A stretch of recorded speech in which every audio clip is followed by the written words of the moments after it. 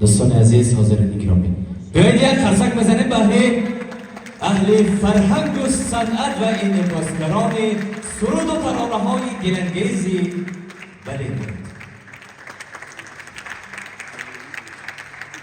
واقعا هم استقلالیت، صلح، آسایشتگی، آبادی و آزادی جایی که هست آنجا محبت است، صداقت است، صمیمیت است.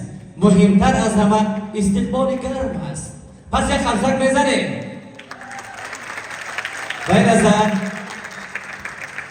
تشکر میگوییم به مرکز فرهنگی سفارت هندوستان در تاجیکستان با نام سوامی ویویکانندا که توانستند با پیشنهاد سرود و ترانه‌های دلانگیز خاطری همه شما را بالیده گردانند. همچنین تشکر میگوییم به مقامات اجرایی حاکمیت دولتی ولایت سوخت جهت فراهم آوردن شرایط مساعد برای برگزاری این چهاربینی باشکوه.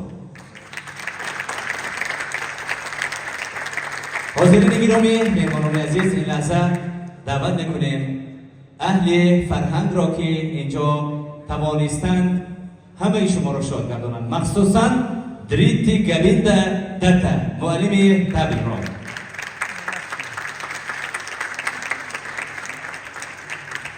تشکر زیاد میگوییم برای صمیمیت، برای انا همین تیاری و تشکیلی که توانستید خاطری همه را بالیده گردانید.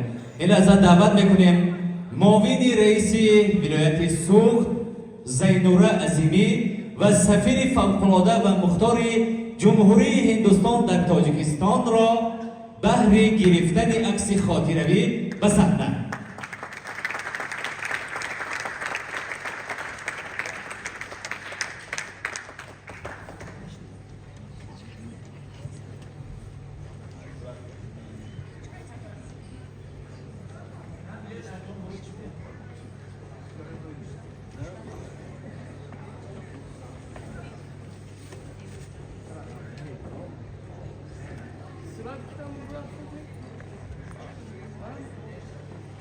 دوستان عزیز، حاضرین گرامی، تا آن که عکس خاطره میگیرند اینجا یک گلدون زیبا چون رمز احترام به تاریخ و فرهنگ صنعت تاجیکستان و هندوستان از نام سفیر فوق‌العاده و مختاری جمهوری هندوستان در تاجیکستان به اهل فرهنگ و به دوستداران صوت النوا تقدیم می‌گردد.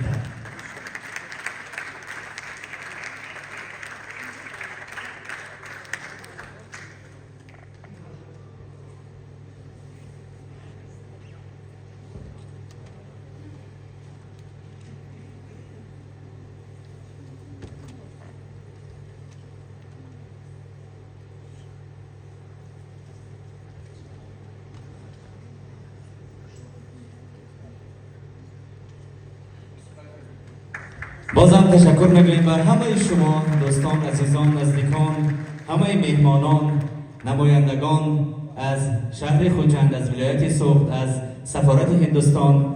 حاضرین گرامی، چهاربینی آماده نموده امروزه اینجا به انجام میرسد. به همه شما برار و کامیابی و موفقیت‌های بی‌نظیر را تمنا داریم.